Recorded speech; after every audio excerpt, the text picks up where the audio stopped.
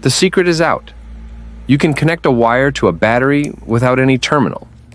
Instead of metal connectors, he used a simple padlock to hold the cable tight.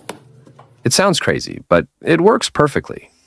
The connection is firm, secure, and surprisingly durable.